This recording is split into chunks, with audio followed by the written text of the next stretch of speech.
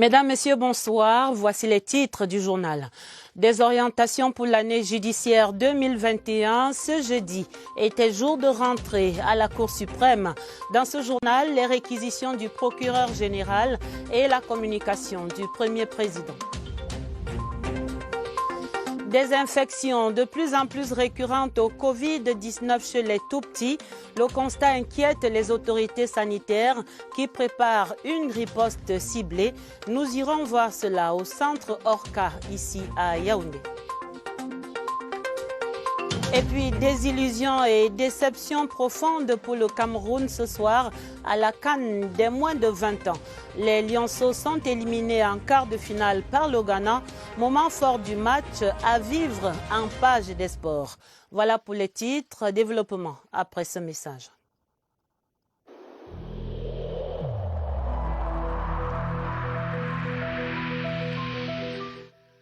Je vous exhorte de nouveau à porter vos masques, à vous laver régulièrement les mains et à faire appel à un médecin ou à tout autre personnel de santé au cas où des symptômes apparaissent.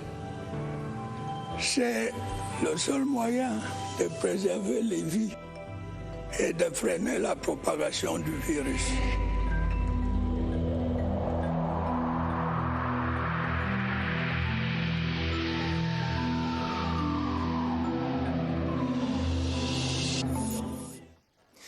La Cour suprême du Cameroun fait sa rentrée 2021. L'audience solennelle consacrée à l'événement a eu lieu cette mi-journée du jeudi dans la salle d'apparat de la haute juridiction. Audience sous la conduite du premier président Daniel Sonnet Mekobe en présence de quelques invités triés sur le volet. Le reportage de Thérèse Yolande Dima. Crise sanitaire oblige, les mesures barrières pour freiner la propagation du coronavirus ont influencé le choix des invités à l'audience solennelle de rentrée de la Cour suprême présidée ce jeudi par Daniel Mekobe Sonnet, le premier président de la haute juridiction camerounaise. Dans la salle d'apparat, des invités triés sur le volet, dont certaines hautes personnalités de la République. L'audience s'ouvre par les réquisitions du procureur général. Luc Jodo mène sa réflexion sur l'impact de l'incivisme dans le développement des infractions émergentes. Écarts de comportement et autres attitudes désobligeantes sont érigés en modèle dans une société portant aux valeurs morales bien définies. Des dérives de divers ordres auxquelles s'ajoutent d'autres actes illégaux qui sont une menace dont le législateur doit davantage tenir compte en déployant un dispositif de lutte adéquat. Le premier président de la haute juridiction va quant à lui mettre l'accent sur la difficile exécution des décisions de justice au Cameroun. Pour Daniel Mekobe Sonnet, de nombreux obstacles bloquent ou retardent l'exécution des décisions de justice et discréditent ainsi l'image des institutions judiciaires. De l'urgence pour tous les acteurs de la chaîne d'instaurer un nouveau climat afin de sauvegarder et même de renforcer l'état de droit. L'exécution des décisions de justice devant devenir un impératif. Ce moment de grande solennité pour la grande famille judiciaire était marqué par deux mouvements. D'abord, les réquisitions du procureur général près la Cour suprême. Luc Njodo s'est exprimé sur l'impact de l'incivisme dans le développement des infractions émergentes. Et puis, la communication du premier président Daniel Mekobe Sonnet sur la difficile exécution des décisions de justice au Cameroun. Les messages forts de cette rentrée 2021 à la Cour suprême, c'est un reportage de Nicole Dodo. Le tableau délinquant se dessine. La montée en puissance des technologies de l'information et de la communication accentue les actes immoraux. Le citoyen piétine la règle. Ces dernières années, l'incivisme entendu comme le non-respect de la norme dans le service public de l'État et dans la vie quotidienne ne cesse de prendre de l'ampleur. L'année judiciaire 2021 au Cameroun veut pulvériser les écarts de comportement et opérer une conscientisation de tous sur l'impact de l'incivisme dans le développement des infractions émergentes. Partout dans le monde, des mesures sont prises pour épargner les peuples de la terreur à laquelle certains groupes recourent à des fins diverses. La sous-région Afrique centrale est régulièrement l'objet de troubles qui naissent des affrontements liés à des tentatives de conquête du pouvoir que certains groupes mènent dans leur pays. Il était aussi question ce jeudi d'indexer ces principaux goulots d'étranglement qui rendent difficile l'exécution des décisions de justice au Cameroun. Le premier président de la Cour suprême appelle l'attention de tous les acteurs de la chaîne judiciaire. Il est donc impérieux que tous les acteurs de la chaîne d'exécution, magistrats, huissiers, avocats, autorités administratives, personnel de l'administration pénitentiaire, officiers de police judiciaire, instaurent un nouveau climat d'exécution des décisions de justice au Cameroun. Le Cameroun est un état de droit et il est question de tout mettre en œuvre pour que le contentieux de l'exécution ne s'enlise pas. Le gouvernement est également en grande concertation ce jeudi pour le conseil de cabinet du mois de février sur la table des travaux présidés par le Premier ministre chef du gouvernement, des dossiers sur la forêt et la faune, le développement local et la décentralisation, et puis le point sur cette deuxième vague du Covid-19 qui inquiète. Les ministres en charge de ces dossiers ont exposé sur l'état d'avancement de chacune de ces préoccupations gouvernementales. Reportage à l'immeuble Étoile, Laurentine Bokono. À l'heure où les communes viennent de passer leur première année d'exercice après le scrutin du 9 février, le gouvernement met en avant la nécessaire maîtrise des plans communaux et régionaux de développement. Il s'est agi pour nous de montrer que la recherche de l'efficacité en termes de développement local passait par la maîtrise du processus de planification. Et pour cela, les plans que les collectivités mettent en place devaient s'arrimer au cadre général fixé par l'État. Identifié depuis 3 décennies comme un sous-secteur productif susceptible de soutenir les efforts de développement du Cameroun, le sous-secteur forêt et faune est devenu le 3e contributeur de l'économie nationale. Mais au-delà de ces performances, certaines réformes apparaissent comme nécessaires. Quel sera l'impact de l'interdiction des exportations de bois sous forme de grumes dès le 1er janvier 2022? Nous devons mettre en place un groupe de travail avec diverses administrations concernées pour pouvoir identifier les impacts, anticiper sur les mesures que nous pourrions prendre. Aussi préoccupante est la récurrence des conflits entre la faune et les hommes. Cela nécessite un réajustement. Parfois il manque la nourriture, parfois il manque de l'eau. Et donc les éléphants ou les lions, ils vont se mouvoir pour aller chercher là où ces conditions sont réunies. À la lecture des statistiques disponibles, les indicateurs de la pandémie de Covid-19 connaissent une dégradation inquiétante. Nous avons besoin de nous ressaisir, de respecter les mesures barrières et de participer tous ensemble, n'est-ce pas, à la sensibilisation, à la conscientisation des masses. La prise en charge des malades dans les centres spécialisés, un autre sujet de préoccupation. Comme le chef de l'État l'a dit, nous allions vers un médecin, on se fait prendre en charge au lieu de prendre les potions traditionnelles à la maison, qui peuvent certainement peut-être nous aider, mais ça ne peut pas nous soigner. Compte tenu de ce qui précède, le Premier ministre chef du gouvernement, Joseph Dion Ngoteh, recommande au ministre de la Santé publique de multiplier les campagnes de dépistage en vue d'une prise en charge précoce des malades, de s'assurer de la disponibilité des médicaments et autres équipements de prise en charge.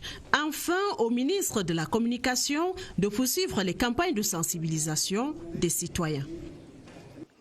L'exposé du ministre de la Santé publique sur la situation épidémiologique au Cameroun a certainement retenu l'attention à ce conseil de cabinet. La deuxième vague de l'infection à coronavirus avance à grands pas et sujet de plus grande préoccupation encore. Les enfants de 6 mois à 18 ans sont également de plus en plus atteints, comme ici au centre de prise en charge du Covid-19 à Mvogbi, Yaoundé, où nous retrouvons notre reporter Martine Noël-Ndengue. Le coronavirus sévit chez les tout-petits, une vingtaine hospitalisés à l'heure actuelle au centre spécialisé de prise en charge Ancien Orca à Yaoundé. Contrairement à ce qui est dans la croyance populaire, les enfants forment bel et bien la maladie à coronavirus. Maintenant, ce qu'il y a à noter, c'est que les manifestations chez les enfants ne sont pas typiques de celles que nous retrouvons toujours chez les adultes. L'âge varie de 1 mois à 18 ans. Toutefois, les symptômes ici peuvent faire penser à d'autres maladies. Il y a la toux, il y a la difficulté respiratoire, il y a le nez qui coule, il y a le vomissement, la diarrhée, il y a la fièvre. Il y a une particularité chez les enfants qui se manifeste comme une sorte d'éruption cutanée. Le volet psychologique joue également un rôle très important dans la prise en charge de ces patients un peu plus fragiles. Le système d'hospitalisation n'est pas le même. Parce qu'ici, l'enfant n'a pas son parent, n'a pas de garde malade, donc c'est assez compliqué. Le suivi, généralement, est à ces deux niveaux parce qu'il faut tout le temps appeler le parent, rassurer le parent, mais aussi être toujours au chevet de l'enfant. Les enfants ne sont pas exempts du Covid-19. Ils sont autant exposés que les adultes, encore plus en cette période où l'on observe un rebond de la maladie à coronavirus. Le coronavirus qui impacte décidément tout, ce communiqué de presse du ministère de la Défense le confirme. Il est écrit eu égard aux contraintes et restrictions charriées par la prévention de la pandémie du coronavirus. Le chef de l'État, chef des forces armées, a habilité le ministre délégué à la présidence chargé de la Défense à organiser exceptionnellement en format militaire réduit une prise d'armes à l'effet de remettre des épaulettes aux élèves officiers d'active de la 38e promotion de l'école militaire interarmée Lemia, arrivée en fin de formation sous le nom de baptême promotion paix et unité. Cette cérémonie sera immédiatement suivie de leur déploiement à des emplois correspondant à leur grade. La cérémonie se tient le vendredi 26 février 2021. C'est demain à partir de 11h au campus de l'EMIA sous la présidence du général de corps d'armée, chef d'état-major des armées et dans le rigoureux respect des mesures anti-Covid. Il s'y est de souligner que l'absence conjoncturelle du chef de l'État et des grands corps constitués à cette cérémonie ne signifie nullement une rupture avec la solennité habituelle des cérémonies de triomphe des élèves officiers d'active arrivés en fin de formation à l'EMIA. Le chef de l'État, chef des forces armées, honorera à nouveau cette tradition bien établie une fois que les conditions sanitaires du pays le permettront. Enfin, le ministre délégué à la présidence chargé de la Défense signale que la promotion à l'honneur le vendredi 26 février 2021 est composée d'élèves officiers issus de 6 pays, le Cameroun, le Congo-Brazzaville, la Côte d'Ivoire, le Gabon, la Guinée-Conakry et la République centrafricaine. C'est un communiqué de presse signé par le ministre délégué à la présidence chargé de la Défense, Joseph Betia-Somon. Ouvrons à présent le dossier du 20h30. Nous allons en zone forestière dans le sud profond où la saison sèche marque généralement le temps pour les agriculteurs de brûler leurs champs défrichés pour préparer les semis. Seulement, voilà, ces feux ne sont pas toujours maîtrisables. Le dossier du 20h30 fait donc escale ce soir à Ebolova où des quartiers et des plantations de cacaoyers, par exemple, sont menacés. La base de la société EDC a même été partiellement dévorée par les flammes. Voici le récit de Charles Abesoloba. Dans la nuit noire, les flammes en furie dévorent tout sur leur passage. Ici, les feux de brousse donnent des sueurs froides en cette saison sèche. L'une des victimes de cette série d'incendies, la voici, Newbel 3, au pied du mont Ebolova. Dans ce quartier, classé zone à risque depuis des années, mais toujours habité, le pire est passé à quelques mètres seulement. Le vent entraînait le feu, c'était un vent violent, ça a pris tout le rocher. Moi, j'ai fait plus de 2 heures de temps. Cette nuit-là, je n'ai pas dormi, j'avais peur. Autre lieu sinistré, la base d'essai de Mechikbale à la sortie sud de la ville. Pas de perte en vies humaines, mais d'importants dégâts matériels. Les populations rurales ne sont pas épargnées. Ces derniers jours, les feux de brousse ont ravagé plusieurs champs de cacao dans l'arrière-pays. Dans les localités comme Mengon, Milami, Zibi, Biwomboulou, plus de 50 hectares complètement réduits en cendres. Le travail de toute une vie embrasé dans les flammes de l'insouciance malgré les multiples appels à la prudence des autorités locales. Face à l'ampleur de ces flammes ravageuses à Ebolova et autour de la ville, une enquête a été ouverte par les autorités locales sur l'origine précise de cet incendie à EDC.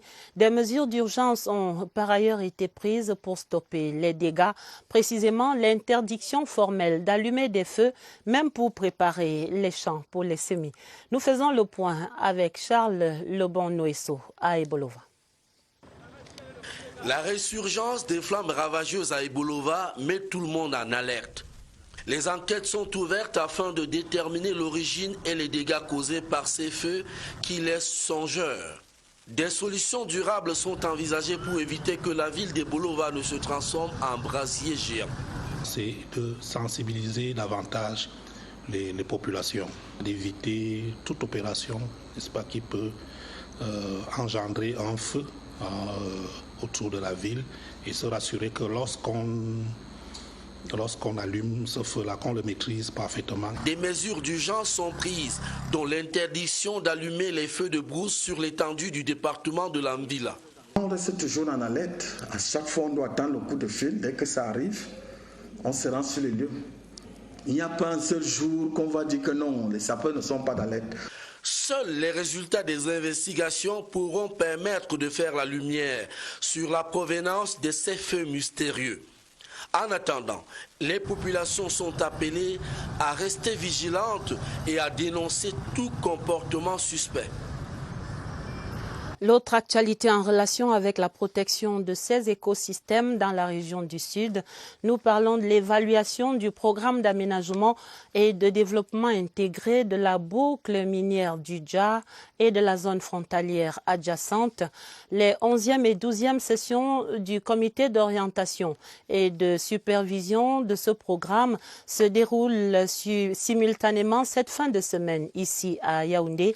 Le comité passe notamment en revue les réalisations du PADI-Dja en 2020 et il fixe les axes prioritaires pour cette année 2021. Franck Evina pour le point des travaux. Le PADI-Dja, programme d'aménagement et de développement intégré de la boucle minière du Dja et de la zone frontalière adjacente, couvre 11 communes, dont 5 dans le département du Dja-et-Lobo, région du Sud, et 6 dans le Oignon, région de l'Est. Nous sommes déjà à 3 ans de déploiement opérationnel sur le terrain. Maintenant, le sous-programme 2, en ce qui concerne la réhabilitation des tronçons routiers qui doivent assurer la connectivité entre les communes de notre programme, est en cours. Avec un budget de plus de 3 milliards de francs CFA en 2021, le programme va ratisser l'âge tout en poursuivant les projets en cours. En bonne place, la construction des fermes sémencières à Meyomesala et Messamena, l'entretien des tronçons Bi, Mitom et Mesok Nemion 3 Ngoïla. Dans sa composante coopération et appui institutionnel, le PADI-Dja va aussi intensifier son action auprès des collectivités territoriales décentralisées. Il y a par exemple la mise en place des CEVEC, les coopératives d'épargne et de crédit au niveau des villages. Il y a aussi l'appui conseil au niveau des communes elles-mêmes par des dotations en matériel informatique. Des projections ambitieuses pour désenclaver la boucle minière du Dja et ses environs en attendant l'exploitation du gisement de fer de Mbalam et des autres bassins miniers identifiés dans la zone.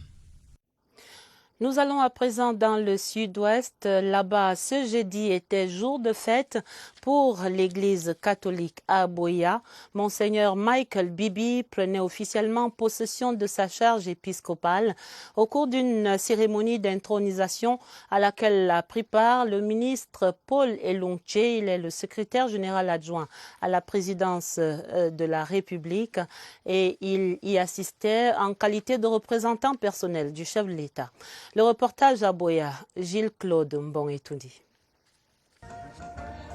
Maintenir allumée la flamme de la paix au sein du diocèse de Boya, le nouveau berger prend son bâton de pèlerin et le Saint-Esprit le guide. Wow, comment on va continuer à augmenter notre vie spirituelle, notre vie pastorale et de construire des églises et des presbytères pour qu'on puisse avoir un environnement préférable pour adorer Dieu.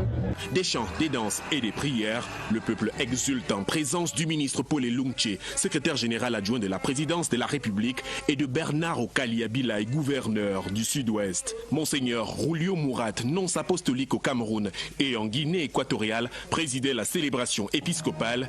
Il appelle à accompagner le nouvel évêque dans sa mission de paix et d'éveil de la foi. 50 ans et originaire du Ngoketunja dans le nord-ouest, Monseigneur Michael Bibi a été jusqu'au 5 janvier 2021 administrateur apostolique dans le même diocèse.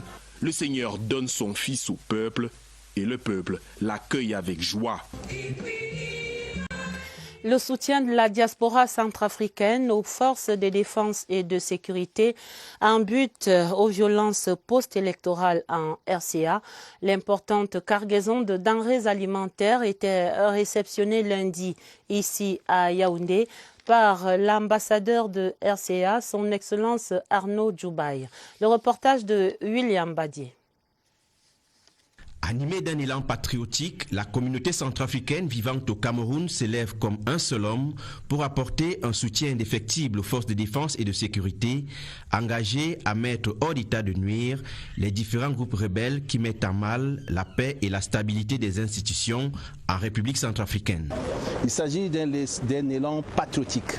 Patriotique parce qu'il s'agit des compatriotes qui ont pris l'initiative de pouvoir soutenir les forces de défense et de sécurité qui sont en train de bouter hors du territoire les criminels, les terroristes qui écument notre territoire. Les dons collectés sont constitués de denrées alimentaires et des produits de première nécessité pour ces soldats.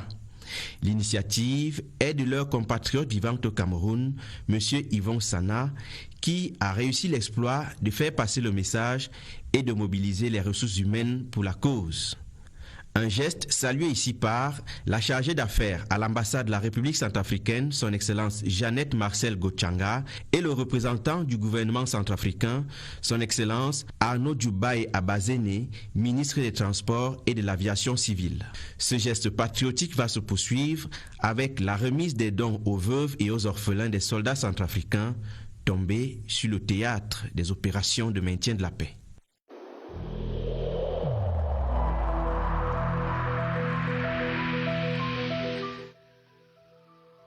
Malgré nos efforts, le Covid-19 a endeuillé de nombreuses familles et provoqué de graves difficultés dans le fonctionnement de notre économie et de notre société.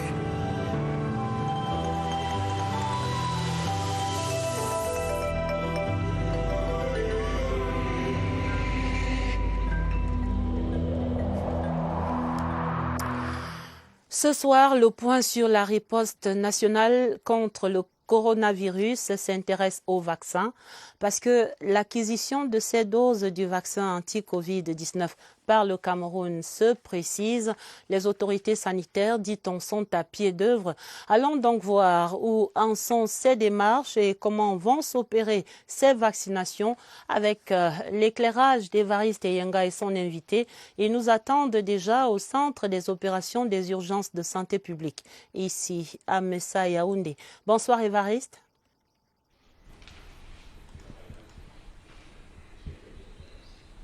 La question du vaccin avait déjà été évoquée le 31 décembre 2020 dernier lorsque le ministre de la Santé publique réagissait au discours du président de la République, discours de clôture d'année.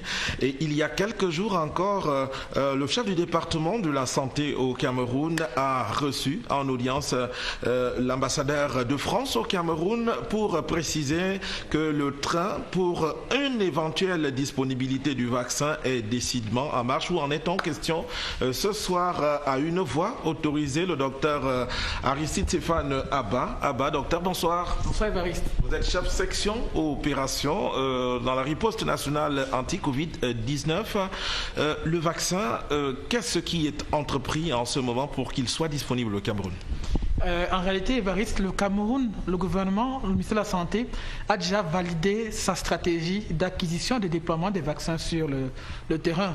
Ce qui manque effectivement, c'est le choix du vaccin en lui-même et sa mise à disposition à notre niveau. Alors, pour que d'autres comprennent bien plus simplement, où en est-on le vaccin? On l'a déjà acquis? Il est déjà au Cameroun? On a déjà planifié le... Très bonne question. Le Cameroun fait partie d'un mécanisme global COVAX que l'Organisation mondiale de la santé et l'Alliance pour l'immunisation globale, Gavi, a mis en place pour l'acquisition des vaccins. Le but est pouvoir, vous savez, il y a une grande pression internationale pour l'acquisition des vaccins, dont le but était de mettre tous les pays africains ensemble pour acquérir des doses de vaccins pour pouvoir vacciner la population. Avant la fin de l'année 2021, on espère avoir 600 millions de doses de vaccins pour l'Afrique qui vont nous permettre de commencer déjà la première étape. Merci à vous, docteur Aristide Stéphane. Abba, 600 millions de doses pour l'Afrique. Le Cameroun aura donc sa part de vaccins dans cette masse qui est donc destinée au continent noir pour essayer cette fois-ci de prévenir par d'autres moyens autres que les masques le coronavirus Covid-19. C'est entendu, Évariste. Merci à votre invité. Parlons à présent de cette toute première tournée du préfet de l'Océan dans sa circonscription administrative. La visite de terrain entamée depuis quelques jours maintenant a conduit l'autorité administrative successivement à Mvengue, à Bikoka avant l'étape de Lolodorf. Principale préoccupation, éradiquer les poches du banditisme et du trafic des stupéfiants. À Lolodorf, retrouvons Joël Igor Abanda.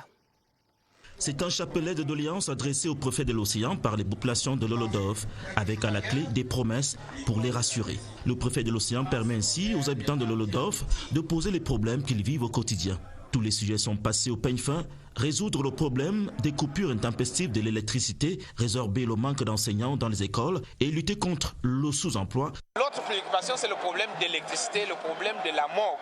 Et nous appelons la haute hiérarchie de se pencher sur ce problème qui est important pour le développement de la localité. Je voudrais féliciter les élites et surtout inviter les jeunes de l'arrondissement de Lolodorf à pouvoir prendre conseil et surtout suivre les pas de ces élites qui sont en train d'investir dans le monde rural.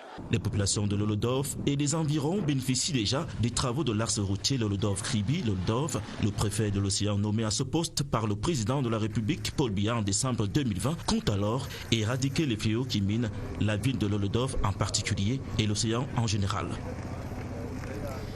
Elle ajoute une autre corde à son arc. Notre collègue journaliste Rachel Malongo vient de publier son premier roman. L'ouvrage de 100 pages titré L'ambitieuse était présenté ce jeudi au grand public. Un apéro littéraire très couru que raconte ici Laurence Okalia. C'est l'histoire d'une jeune dame souhaitant dompter le monde. Séduction physique et mystique, son vice lui fait perdre ses dessous et prend le dessus sur ses valeurs. C'est elle, Rachel Malongo, qui a fait naître le personnage Ferrari pour dénoncer l'état de la société contemporaine. La quête de la croissance, la quête de l'élévation sociale va se faire simplement sur la base de, vendre un organe, vendre un individu, procéder à toutes sortes de sacrifices. Je crois que c'est en réalité un message extrêmement puissant aussi qu'elle porte à notre société pour encourager les uns et les autres à la logique du mérite, au culte de l'effort. Après avoir imposé sa plume dans le journalisme, Rachel Malongo écrit une toute autre histoire de sa carrière. Ce premier roman est le premier d'une bibliothèque à venir. Et j'ai eu cette chance-là de passer de l'écriture journalistique qui est scientifique et technique pour une écriture un peu plus inspirée qui relève parfois du divin. C'est une belle expérience. Voilà donc un nouveau chapitre d'une belle histoire pour conquérir l'univers littéraire. Bon vent à l'écrivaine. Avant la page des sports, je signale ces deux télégrammes officiels de félicitations du président de la République, son Excellence Paul Biya, adressés pour le premier à son Excellence Mohamed Bazoum, le président élu de la République du Niger, suite à son élection à la magistrature suprême de ce pays ami. Le deuxième courrier présidentiel de félicitations est adressé à Sa Majesté Cheikh Nawaf Al-Ahmad Al-Sabah, l'émir du Koweït, pour la célébration de la fête nationale de l'Émirat ce 25 février. Les sports et cette grosse désillusion pour les Lionceaux en quart de finale, battus et éliminés au quart de finale donc de la Coupe d'Afrique des Nations des moins de 20 ans. Le Cameroun était éliminé il y a moins d'une heure, à peine une heure maintenant, par le Ghana au tir au but. Un but partout à l'issue des prolongations et puis c'était le drame à ces tirs au but, 4-2 à la fin du match. Robert Badjek refait ce match de la déception. Sa respiration, Prince Mia, et c'est arrêté! Et c'est arrêté, le Ghana qui va au bout avec cette séance de tir au but, c'est arrêté. Comme lors des finales 1993 et 2009, le Cameroun s'incline devant le Ghana, mais cette fois en quart de finale de la 22e édition de la Coupe d'Afrique des Nations de moins de 20 ans. Un résultat qui contraste avec la physionomie de la partie qui a été dominée par les Lionceaux. Dès les premières minutes, les poulains de Christophe Ousmano assiègent le camp ghanéen, mais jouent de maladresse quand ils ne se heurtent pas à la muraille des Black Satellites. De part et d'autre, on se crée des occasions de but, mais le score reste inchangé au terme des 90 minutes réglementaires. À la 102e minute, quand Mila reprend parfaitement un corner d'Etienne Eto'o, les Lionceaux pensent tenir la qualification, mais non, ils n'auront pas le temps de digérer cette euphorie que Boitin remet les deux équipes à égalité. Le Ghana file droit en demi-finale après l'épreuve des tirs au but remportés 4-2. Ils croiseront la route soit de la République centrafricaine, soit de la Gambie. Football encore et la fin de longs mois d'hibernation. La Ligue 1 reprend droit de cité dès ce prochain samedi avec la rencontre FC Yaoundé 2 contre PWD de Bamenda. Ce sera au stade Omnisport de Yaoundé. Pendant ce temps, canon sportif de Yaoundé, FESAMU, le Kwakum, vient de se doter de nouvelles installations pour préparer cette saison. Le récit de Germaine Ouellet-Sengue sur ces actualités. Voici le nouveau siège du canon sportif de Yaoundé.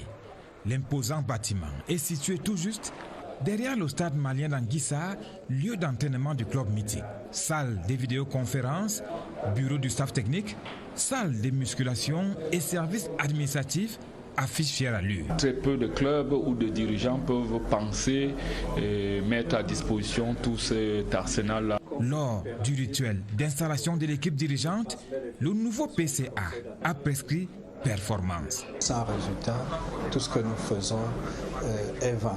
Nous attendons que ces résultats s'obtiennent, se recherchent dans un climat de discipline. Les gestionnaires s'engagent à satisfaire aux besoins des joueurs. C'est son métier, il est footballeur, il vit de ça et il doit vivre de ça. Un sponsor est déjà enrôlé pendant qu'un équipementier est dans le pipe. Le club ne biaise pas sur ses ambitions. Nous rêvons de soulever à nouveau le trophée de la Coupe du Cameroun après des décennies. On espère que la machine de Nkondongo va recommencer à tourner fort au grand plaisir des nostalgiques. Pourvu que ces belles ambitions apportent donc la coupe au Kwakum. Voilà qui met un terme à ce 20h30. Le journal était préparé avec la collaboration de Irène Janafouda et de Augusta Ngononga. Un autre journal pour vous, ce sera à minuit avec Sadou Mamoudou et Elvis Teke. Retrouvez après ce journal le documentaire Discovery. Et pour les éditions du 20h30 du week-end, dès demain, vous serez en compagnie de Karine Olive Yabit. D'avance, nous vous souhaitons un très bon week-end et à lundi, 20h30 au journal.